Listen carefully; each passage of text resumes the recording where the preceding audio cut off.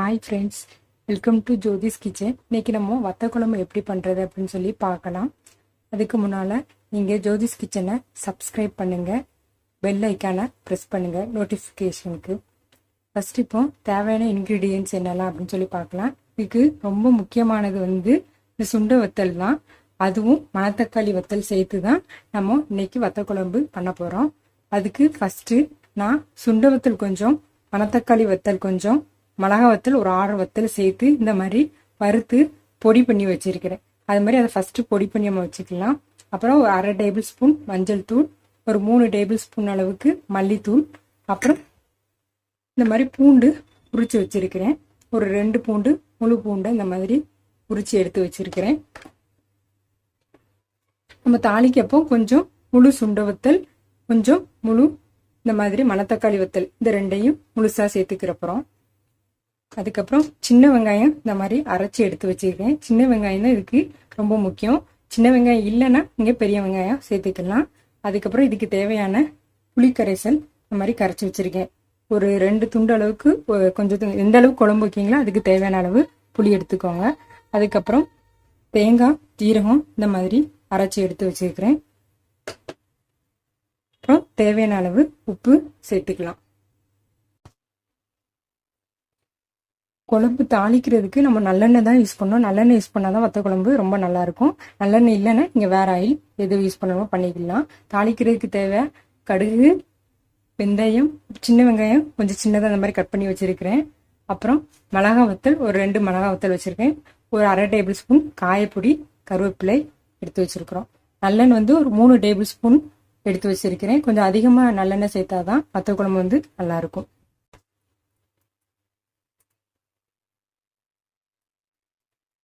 ஸ்டவ்ல இப்போ பேன் வச்சாச்சு. First oil ஊற்றிக்கலாம்.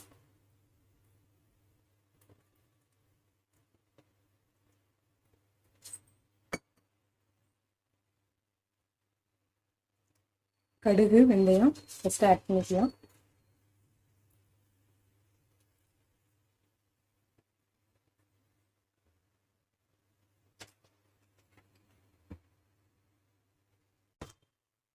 நெக்ஸ்ட்டு காயப்பொடி, இந்த மாதிரி வத்தல், மிளகா வத்தல் 2 வத்தல், சின்ன வெங்காயம் கட் பண்ணி வச்சிருக்கேன், இதை ஆட் பண்ணிக்கலாம்.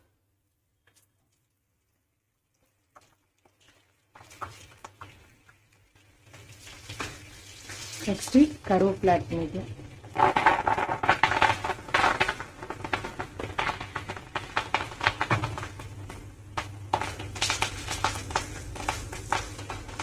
அப்புறம் நம்ம கொஞ்சம் முழு சுண்டை வத்தல் இந்த மாதிரி வச்சிருக்கிறோம், இதை ஆட் பண்ணிக்கலாம். நெக்ஸ்ட்டு மணத்தக்காளி வத்தல் கொஞ்சம் கொஞ்சம் நம்ம ஆட் பண்ணிக்கலாம். ஆல்ரெடி கொஞ்சம் நம்ம பவுடர் பண்ணி வச்சிருக்கிறோம். இப்போ நம்ம உரிச்சு வச்சிருக்கிற இந்த பூண்டை இதை சேர்த்துக்கலாம்.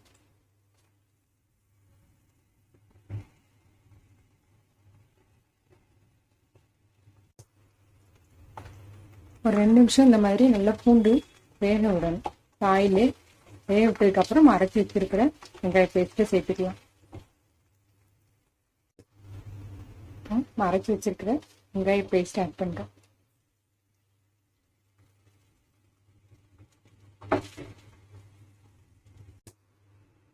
நல்லா இந்த மாதிரி ஒரு 2 மினிட்ஸ் மிக்ஸ் பண்ணிட்டு அதுக்கப்புறம் நம்ம வறுத்து பிரித்து வச்சிருக்கிற சுண்டை வத்தல், மணத்தக்காளி வத்தல், மிளகா வத்தல் 3 பிரித்து வச்சிருக்கோம், அதை ஆட் பண்ணிக்குவோம். மிளகா வத்தல் பொடி சேர்க்கல, அதுக்கு பிறகு மிளகா வத்தலை இதோட சேர்த்து திரிச்சு வச்சிருக்கேன்.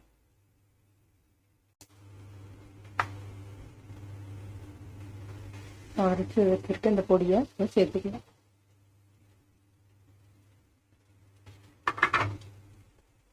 லைட்டா ஒரு பிஞ்சா மஞ்சள் தூள்,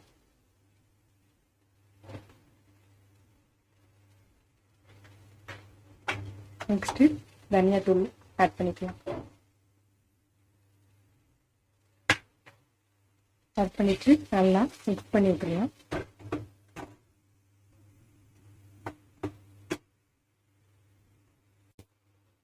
நெக்ஸ்ட் அரைச்சி வச்சிருக்கிற தேங்காய், ஜீரகம் இதை ஆட் பண்ணிக்க போறோம்.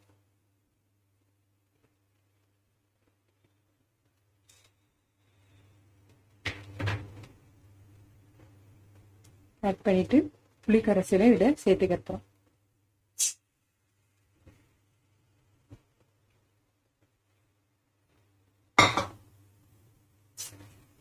சேர்த்துட்டு நல்லா மிக்ஸ் பண்ணி விட்டுறலாம்.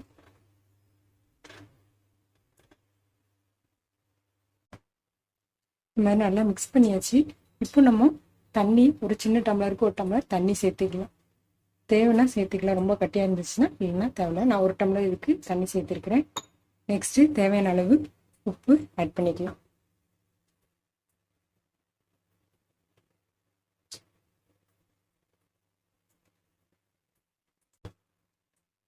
ஒரு டைம் நல்லா இந்த மாதிரி மிக்ஸ் பண்ணிவிட்டு நம்ம ஒரு மூடி வச்சிடலாம்.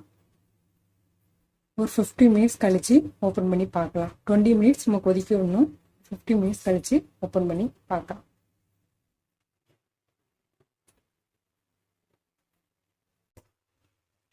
மினிட்ஸ் ஆயிடுச்சு. இப்போ நம்ம எப்படி இருக்குன்னு ஓப்பன் பண்ணி பார்க்கலாம்.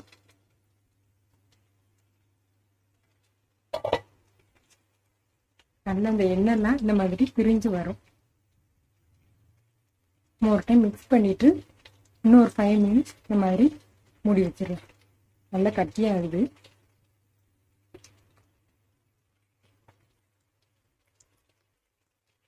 இந்த மாதிரி ஒரு டைம் மிக்ஸ் பண்ணிட்டு நம்ம இன்னும் ஒரு 5 மினிட்ஸ் இந்த மாதிரி மூடி வச்சு கொதிக்க விடலாம்.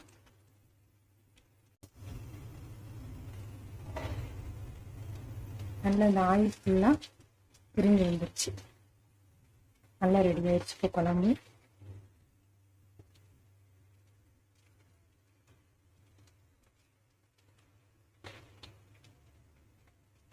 மாதிரி மிக்ஸ் பண்ணிட்டு நம்ம ஆஃப் பண்ணிடலாம்.